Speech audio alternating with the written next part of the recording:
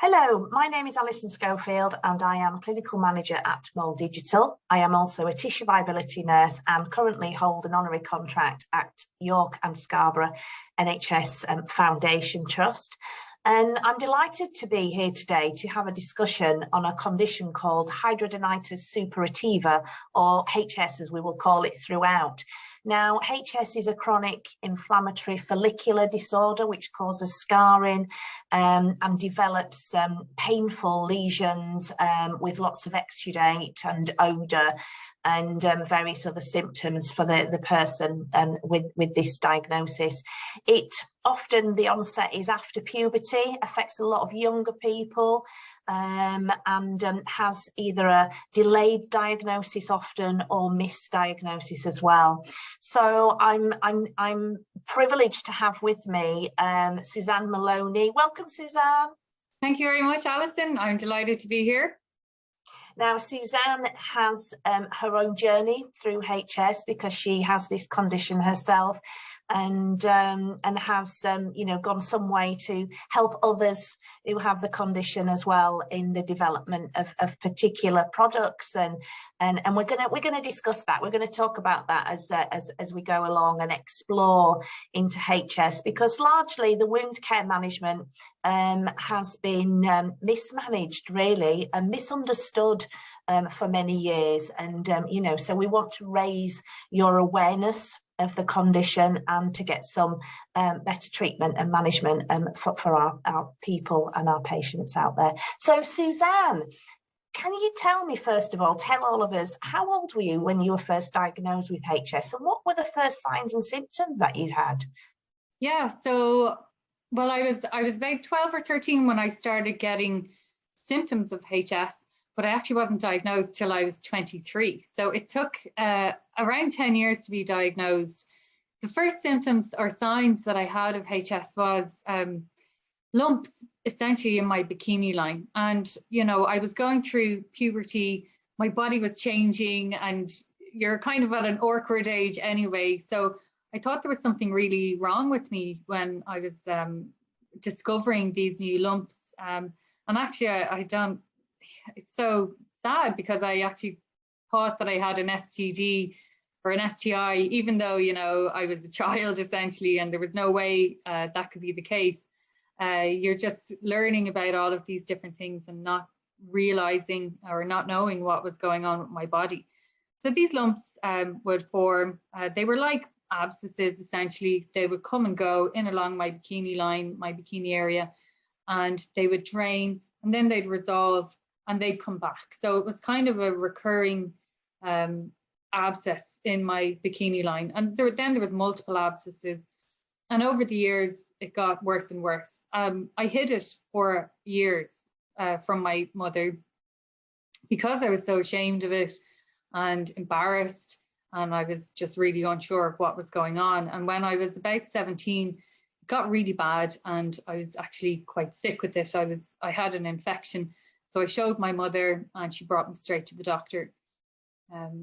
So I think that answers the first part of that question.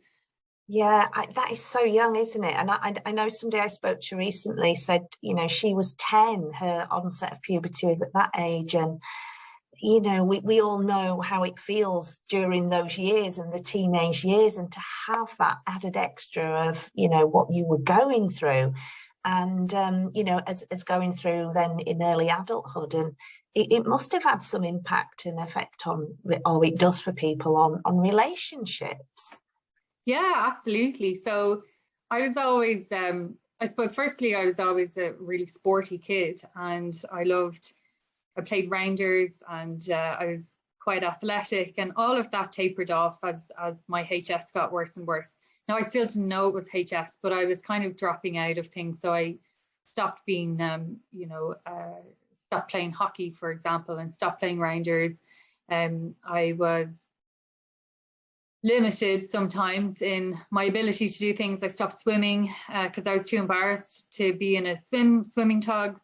In terms of relationships, definitely I was always kind of shy around boys at a young age, and yeah, it probably did impact my self-confidence, my body confidence, I used to wear, and still do wear, a lot of baggy clothes, and wouldn't have the same, I suppose, self-confidence as a lot of my friends. And yeah, it does impact things. You're shy, you kind of retreat from people. You don't like being hugged too much because there's a sense that I'm the smelly person, even though I know I'm not. When you're flaring and you have a lot of exudate, there's always that in the back of your mind, like, oh, can they smell me? So yeah, it definitely does impact intimacy and relationships and friendships. Yeah, and you mentioned there like the exudate, and when the lesions, the flares are active, and I'm right in saying the condition flares up and then it can flare down, but some of these flares can go on for quite a long time and produce a lot of exudate. And how did you manage that? And an odour you mentioned as well. Yeah, so there's definitely a misconception around HS being a hygiene issue, and it definitely isn't. And I'd argue that people with HS are obsessed with washing and bathing and showering because of the kind of stigma attached to that exact thing of being the smelly person or being seen to be unclean. So I definitely wash, and did wash a lot over the years. Like I'd have a bath every evening. I used a lot of antimicrobial washes. I'd carry wipes with me anytime I was out. And then in terms of trying to manage the exudate, that was just a constant struggle. There's so many off-the-shelf dressing products like adhesive island dressings or non-adhesive pads with tapes and things like that, but trying to keep them in an armpit or in your groin where there's hair, there's moisture, you're moving, it was just impossible. So I definitely have tried so many different things. I'd be cobbling together dressings, I'd be using bandages, I'd be taping things, I've used sanitary towels, I've used panty liners in my clothes. I've at one stage, I remember just one particularly bad flare, I was just housebound because I was so leaky that I couldn't contain it. And I said, you know what, I'm just not even going to leave the house until this is resolved, because it's just too much. You'd be draining onto your clothes, onto furniture, things that the ordinary person wouldn't have to consider. Like if I sit on this sofa, it's a grey sofa, am I going to leave a stain on it when I stand up? If I'm staying in, say, a friend's house or in a hotel room, am I going to leak all over the bed? Am I going to drain into my clothing? Will people see if I'm out in the shops or out for dinner, if I'm out, playing sports or doing anything? What can I do to cover this up? And it was just a nightmare. Adhesive would be constantly like giving me rashes, and taking a big island dressing off your armpit that's kind of secured itself and then peeled away a bit as you move, and then restuck, kind of pinching you and then peeling that away. It was just always a nightmare. It was like waxing your armpit every day. So I mean the wound management challenges they're enormous, aren't they? Like you said there about the skin stripping. So if you've got a dressing that's too adhesive, it's gonna pull. We're gonna call what we call it MARSI, the medical adhesive related skin injury. That overuse of adhesive, which causes that excoriation. Dressings that just dry out because they've too much exudate and then they stick. And then that epidermal stripping on removal with that. Is something absorbent enough, like say leaking onto clothes and retaining dressing, because these are difficult. I mean, I know within my role of managing wounds of all types, whenever there are wounds within the axillary area or in the groin area, places like that, it's really hard. And you're not somebody who's, you're not bedbound and we're applying a dressing, you're active and out and about, So that retainment of dressings must be really hard too. Absolutely, it is. And I've had multiple dressings slipping out, falling off. I had one particular incident where I was at a hen party and I was shaking hands with my friend's mother-in-law, and my dressing fell out onto the floor. It was mortifying. And it just, I had another instance where when I was in work one time, I was teaching a class actually. I used to be a baker and a cake maker, and I used to teach cake decorating as well. And I had a huge group of people, you know, around a desk at a demonstration. I could feel the leak coming, and I could feel the dressing kind of wiggling its way out from my buttocks area down the leg of my trousers. And it's just so anxiety inducing, first of all, because like you just imagine everyone's looking at me, everyone knows, you know, and it's such a horrible experience. And trying to keep the dressings in place when you're walking, or you could be walking, say, you know, just from one place to the other, and you can feel the dressing slip, but you're not able to just stop and take up your top and readjust it. You kind of just start walking, like hunching over or clenching or doing whatever you can to keep it in place.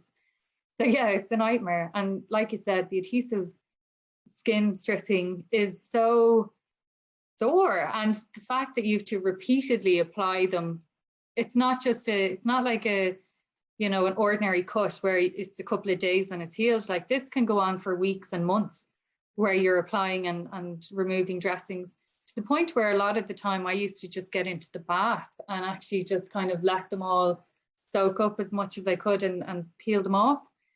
So yeah, retention was particularly challenging, and it's just another thing that the ordinary person without HS wouldn't have to consider, is that the dressing slipping and moving around.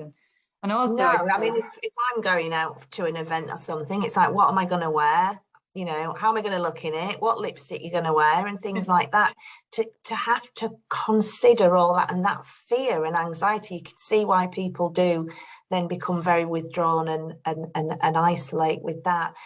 So during your journey with HS, Suzanne, when you went to the GP initially when you were 17, and it obviously took a long time even then to diagnosis, but when you were diagnosed, and I know you've had particular surgical treatments, but were you ever referred to a wound care specialist? You know, somebody like me, like Tissue Viability or particular clinics. Did anybody ever give you advice on that wound care management, which is such, you know, a big challenge for you? No, unfortunately not. And the only time I was referred to a wound specialist was after surgery, so for post-surgical wound care, and they were after some really huge excisions where, you know, I was actually bedbound for about 8 weeks after it, or housebound. I wouldn't say bedbound, but I was fairly I was out of action, let's just say, for 8 weeks, and the nurse was coming to my home daily for the first couple of weeks, and then maybe every 2 days after 2 weeks, and then, you know, twice a week then thereafter. So as the wound kind of got better, I saw the nurse less. But no, and it's something that I always wish I had been, or even that the nurse that was taking care of my surgical wounds was able to say, oh, I think that might be HS, because these areas and what you've described to me, I think that could be HS, and maybe you should mention to the doctor, because I was having surgeries on these even before I was diagnosed. And it was actually a colorectal surgeon that diagnosed me, because he'd been doing so many surgeries, and he was like, this just is not right. So yeah, I wasn't offered any advice or guidance on how to manage the exudate. So for the most part, and I was managing this myself at home, and spent hours trying to figure out how to dress these armpits. I wanted to live my life. Like, I didn't want to be kind of sitting at home, you know, feeling sorry for myself. I've always been a go-getter, and like a lot of people with HS, you don't want this to impact your daily life, but unfortunately it does. And so you're managing this at home. I'd go to the doctor, get some kind of treatment, whether it's an antibiotic or an injection or whatever treatment you're offered. And then once I was under the care of the dermatologist, I was getting therapeutics and surgeries, but in the time in between my doctor's visits, you're kind of on your own and just trying to cobble together things and figure out how to dress these wounds as best as you can.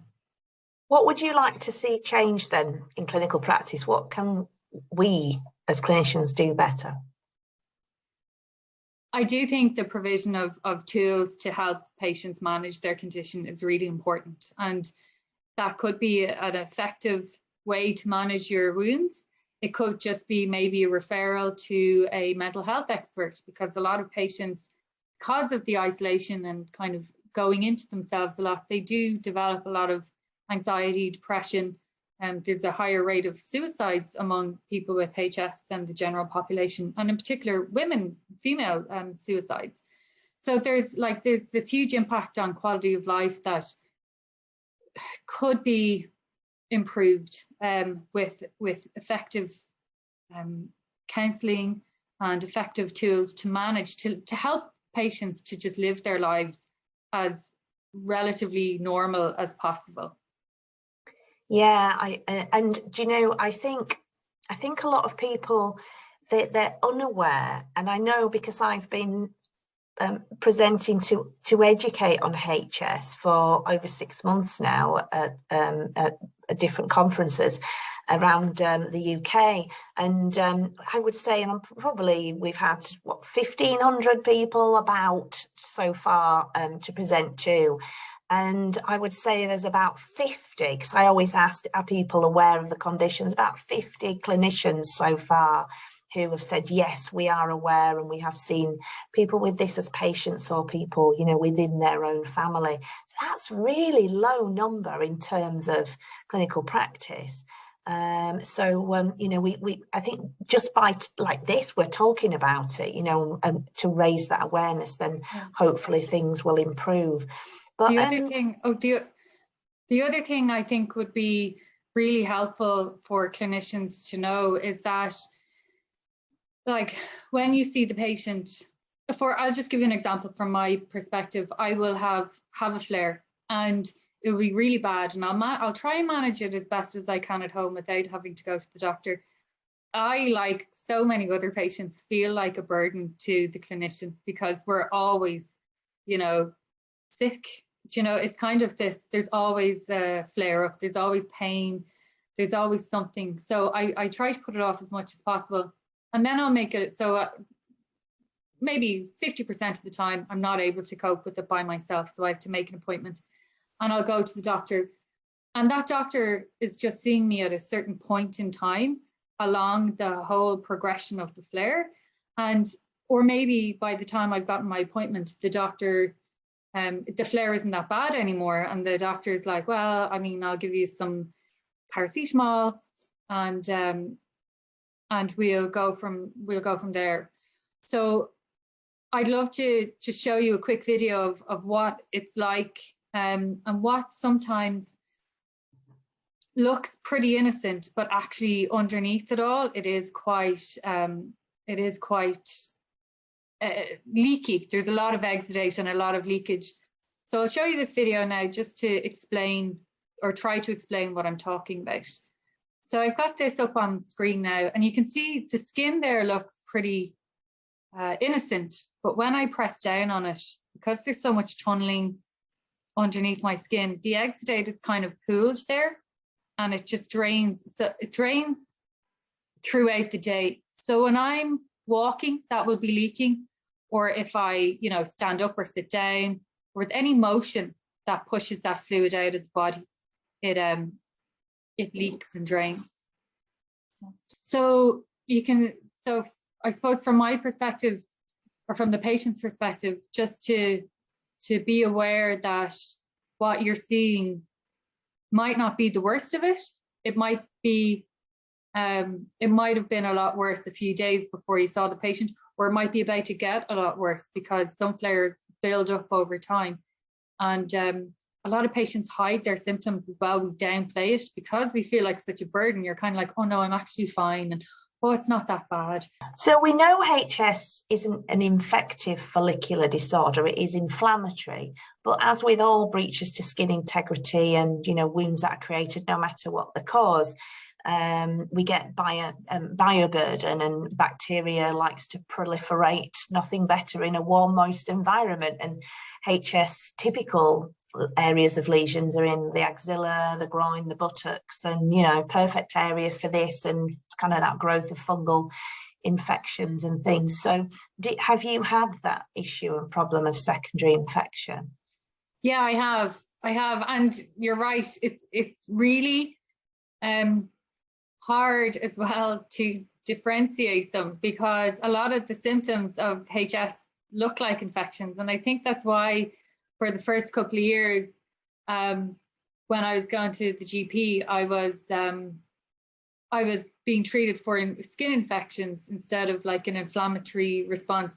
But the first time I did go to the GP with my HS, I definitely had an infection. Like, I was very sick. I had, you know, fever, malaise. I was just completely lethargic. And again, that can happen with the HS flare-up as well. But what I've learned over the years is to have a kind of a range of what I know is normal for my body and how I react to a flare.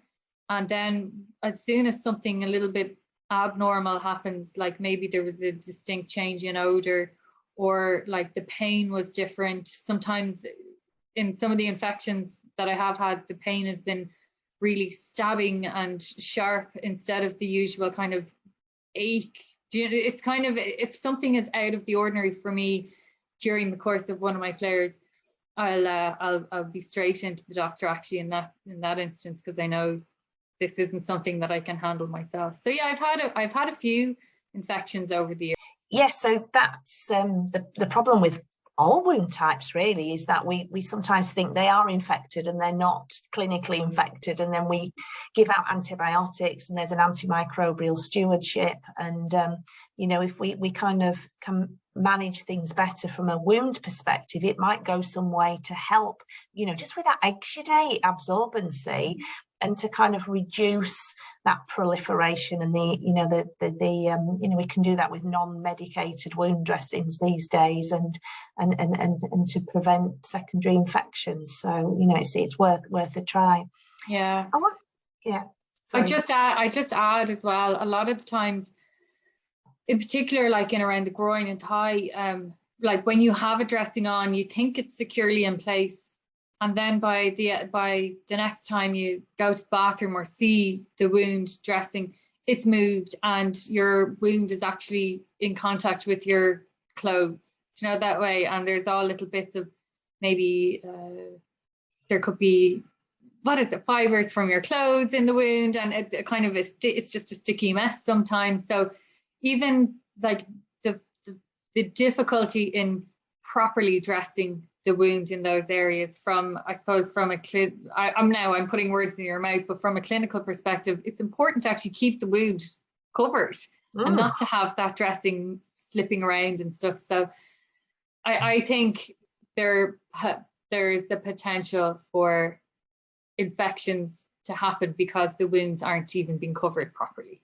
Does that make sense? It does make sense, yeah. We still have to work on the principles of moist wound healing, even though, you know, it might be a different trajectory, but we still work with that. We still work on things like the Times wound assessment framework, because it will help to better manage, really. So yeah, it absolutely makes sense. I want to ask you about what advice you would give to other people, say you were just starting with HS or had HS and they're kind of not managing, like, you know, self-care tips and things. Yeah, well, I think a couple of important points. One is that you're not alone, or they're not alone, and that there is loads of support out there, and it's important to find someone who you can talk to about it, because that it's such a lonely place when you got a diagnosis. I suppose, first of all, you've had this for a long time and you've always wondered what it is. There's been trial and error with different medications and treatments. And then you get the name for it and you're kind of, excited because you've got a diagnosis and you know, okay, we're going to be able to treat this now. And then you learn that it's incurable actually, and that you kind of just have to learn to live with it. So getting support is really important, and being open about it with your family or a loved one or someone who you can trust, and being able to talk about the impact that it's having on you, because it's not just an abscess, it's a whole like spectrum of other things, like from your social life to your ability to work. All of these different areas of your life are impacted by it. So support. Then in terms of self-care, I definitely think not feeling guilty about resting is really important, because a lot of patients, a lot of people in general, you know, if you have the day off and you have a lazy day, you feel kind of guilty that you should have been productive, but your body needs to rest if it's healing. And you just need to take a break and acknowledge, sometimes I just need a nap, unapologetically going for a nap, you know. And I think nutrition is really important to have a relatively balanced lifestyle of, you know, eating well, your fruit and veg, hydration, drinking lots of water, will help you in general health, not necessarily specifically cure your HS or anything, but it will help your body to maintain health. Products that I use, I like different topical agents for different stages, and I get them on prescription. I don't just kind of go off and buy things and use them willy-nilly. I have different kind of steroid creams for particular stages of my flare-up, and then I use different washes at different stages as well. I take a lot of baths. I find them very soothing in terms of pain relief. Sometimes the itch is out of control with HS. I personally get itches, really itchy at nighttime, and I think that's common, but I'm not sure. I get very itchy at nighttime if I'm going to have a flare-up. So I use ice packs. I wrap ice packs in a tissue or kitchen paper, and I kind of apply them in between my thighs when I'm going to bed, just to calm the whole area down. Sometimes I use heat packs or hot compresses if I have a flare that's coming to a head and I just need relief. That's the stage where a lot of patients would self-lance, and I'm completely against that, because I think it's too risky. You can introduce an infection. But that's the desperation that patients feel, and I've been on the cusp of it a couple of times, and I just stopped and did the hot compress to try and help that. I also, and obviously this depends on the individual, but I take pain relief when I need it, and I would have like over-the-counter painkillers all the time in my you know, in the drawer, in the medicine drawer here, where if I know that I'm having a flare-up or I'm about to have one and I have an inkling of pain, I'll take paracetamol as soon as possible just to get something into my body. And then, like, if it's really bad, I'll go to my doctor. I think managing your pain in healthy ways is really important. And exercising, and it doesn't have to be going for a run or, you know, doing anything completely that's going to exert you, but just even moving, going for a little walk. Sometimes I do yoga. I can't do all the sports that I used to love, but I do try to remain active just in a more gentle way. What about things like, you know, just general day-to-day aesthetic things like shaving, I imagine, is a real issue for you? Yeah, it is. I actually, one of my armpits has no hair in it because it's been so surgically excised. There's just no hair growing here. So that's this arm. It's great. The other arm, I don't. Do you know what? I don't bother shaving it unless I'm going on a holiday or something, or, you know, if I'm wearing short sleeve tops in the summer, maybe I will. But I just think the benefits of not shaving it outweigh the risk of a flare up. It's just not that important to me. I have done laser hair removal in around my bikini line, and I do think that's helped, but I don't know categorically if it does help. I feel like it's helped me. I try to avoid shaving any areas where I think I'll flare, because it's just an added little bit of friction when the stubble's growing back, and, you know, it's just I'd rather do without it. But yeah, shaving is yeah, it's a challenge for people with HS, absolutely. And when you mentioned like the itching, and when the skin, you know, goes into healing and then it's scarred and it's stretched and it's tight, does anything like emollients help in that situation? I don't know, actually, is the honest answer. I don't think I've ever tried an emollient. I think I might have tried an emollient bath additive. Is that a thing where you pour it into the bath? There is some which are additives. So there's kind of all different types, but I was just thinking the kind of that, you know, if it is sort of, it's become sort of more hard and things like that, it might you know, help with that in some ways. We don't know, do we? We'll give it a try. No, we don't know, and that's, I suppose, could be an area of research for someone in the future. So, do you think that HS affects a higher percentage of the world population than what we know it to be? Because they say, don't we, between like 1% and 4% worldwide. Do you think it's higher than that because of the underdiagnosis? I do believe that. Yeah, I think there's more people with HS than we know, and I think that's going to change over the next couple of years with, you know, increased awareness, hopefully reduced diagnostic delay, and I think also this movement of awareness, this HS awareness campaign that's ongoing across the world now is so exciting to me, because if I'd have known something like this when I was younger, I honestly believe my life would be very different now. I wouldn't change anything now, but the knowledge that we can create something and change the future course of treatment and diagnosis for future patients, and to prevent them having to experience a lot of what the majority of patients today would have experienced due to the diagnostic delay is really exciting to me.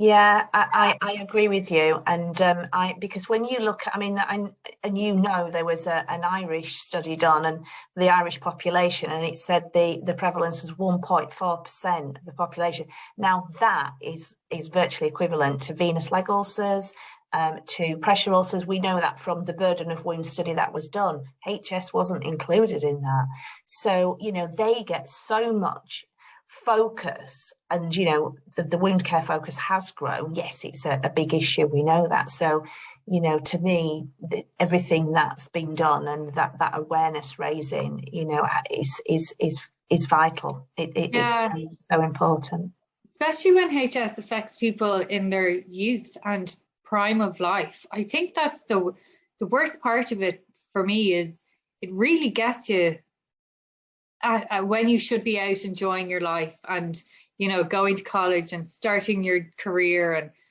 maybe starting a relationship and having a family. They're the years that HS is the most kind of active and debilitating. And I would love a more dedicated service to help people, because it's just so debilitating for people in their prime of life. Their entire future life is affected because of this condition, and I think we've a real opportunity here to make a difference. I agree with you, and I urge people watching who work in the area of school nursing, you know, people working teaching, university schools, you know, all these areas where our younger people are, to you know, primary care, where people are walking in, you know, saying they've got symptoms and things, is to make themselves aware and to keep that, you know, that message going and raise the awareness. So what's the next step, Suzanne? What's going to happen on the HS journey? How can we make a difference to patients' quality of life? Well, I think one thing that I'm incredibly proud of is the creation of HydroWear, which is a wound management system that comprises of a medical garment and absorbent wound dressing pads that can be used with the garment. And this, I kind of invented this out of my own need for something to help myself. And then when I saw the bigger picture, I started talking to other patients online and seeing that they were struggling. And actually, they weren't just struggling, their lives were being really impacted by the lack of effective care for them. That's what kind of got me into this whole area of research and development and product development. And it's just I'm just so focused on this now, because I think giving the people with HS the right tools to manage their condition will be transformative. And we've had feedback on HydroWare saying that it's transformed people's lives in terms of body confidence, which is so important, pain reduction in terms of dressing related pain, and improvement in quality of life. So I'm incredibly proud of that, and I'm going to continue with my work in HydroWare to make sure that it's as accessible as possible to as many people who need it. And then on the other side, it's the awareness and the advocacy and the education across the board to, I suppose, bring HS up to a status similar to psoriasis, say, or in the wound care kind of community, to be as well known as a venous leg ulcer or other chronic wound conditions, because it deserves a place at the table with every other wound condition, because it's just as debilitating and it's just as devastating. Yeah, I agree, and congratulations. You're doing an amazing job. You're such an advocate for other patients with HS, and with the development of HydroWare is going to go a long way to make a difference to people's quality of life. And then I have some sense of responsibility, and with other clinicians as well, collaboratively, because it shouldn't just sit in dermatology. This should be a collaborative approach, that we are educating each other, and we're ensuring patients are getting the best care and management that they can with HS. Thank you so much, Suzanne. Do you know what? This has been so interesting, and we're learning more and more. Like you say, there's ongoing data and audits and things, so things can only improve, surely. Yeah. And just one last thing, I'd really encourage anyone who's starting out on their research career or journey to maybe consider HS and wounds, the HS lesions and wounds, as a research subject, because it's absolutely fascinating, and there's an opportunity again to have a really huge impact on the patients' lives in the future. What an important point. Yeah, fantastic. So thank you all for watching, and I think the message is watch this space. There's more to come. Keep a watch out for information, advice, and more research studies that are coming around HS. Thanks so much, everyone.